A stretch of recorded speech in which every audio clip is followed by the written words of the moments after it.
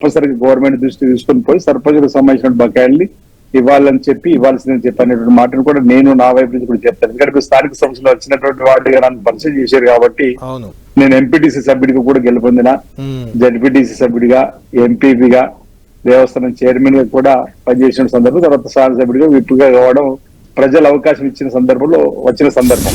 మనం ఇక్కడ మన ముందున్నటువంటి సందర్భాన్ని బట్టి బీసీలకు 47% రిజర్వేషన్ వెళ్ళాలని చెప్పిన ఆలోచనతో మనం కృతనిశ్చయంతో ముందుకు పోయినాం. అసెంబ్లీలో బిల్లులు ప్రవేశపెట్టుకున్నాము, 2 చట్టాలు తయారు చేసుకున్నాము, ఒకటి ఆర్డినెన్స్ కూడా 2018 సవరణ చట్టం తీసుకున్నాము, అది గవర్నర్ దగ్గర ఆగింది, రాష్ట్రపతి దగ్గర అయినటువంటి మనం అన్ని కూడా చూసినాం. అంటే మన ప్రయత్నాలు అన్ని కూడా చేసినాం.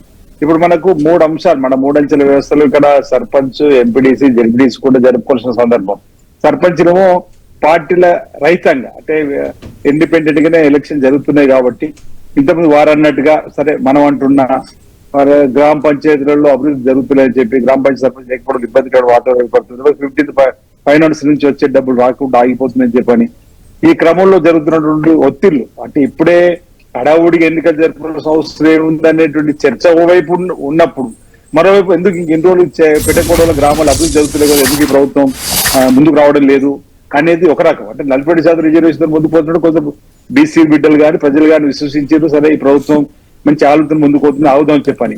కానీ అక్కడ పరిస్థితిని చూసిన తర్వాత సరే పార్టీ రైతాంగ ఎన్నికలు కాబట్టి ముందుకు వెళ్దాం, పార్టీ పరంగా 47% రిజర్వేషన్ ఇద్దామని చెప్పని రాజకీయం కాలుతో ముందుకు పోయినప్పుడు ఎంపీటీ జడ్పీసీ ఎలాగో 42% వెళ్దాం, దానికోసం కాస్త ఆగిన పడలేని చెప్పిన ఆలోచనతోని వారు ముఖ్యమంత్రి గారు, పీసీ అధ్యక్షులు నిజం ప్రభుత్వం నిర్ణయం తీసుకొని ముందుకు పోతున్నటువంటి తరుణంలో జరగబో ఎన్నికలు, జనరల్ గా స్థానిక సంస్థల ఎన్నికలు అంటే ప్రభుత్వానికి ఎడ్జ్ ఉంటాయి, ప్రజలు కూడా ఒక మూడ్, ఈ ప్రభుత్వం ఉంది కాబట్టి ప్రభుత్వానికి అనుకూలంగానే మద్దతు ఇద్దాం, ప్రభుత్వం సంబంధించినటువంటి వారినే సర్పంచ్ ఎంపిక చేసుకుని మన గ్రామానికి అత్యధిక నిధులు వస్తే మన గ్రామాన్ని అధిపతులు తీసుకుని పోవచ్చు అని చెప్పిన భావనతోటి కాంగ్రెస్ పార్టీకి సంబంధించినటువంటి సామాజిక సేవతోటి సాంఘిక దురాచార రూపుమాపే క్రమంలో సేవ చేసేటువంటి వారికి అవకాశం వస్తుందని చెప్పిన ఒక భావన.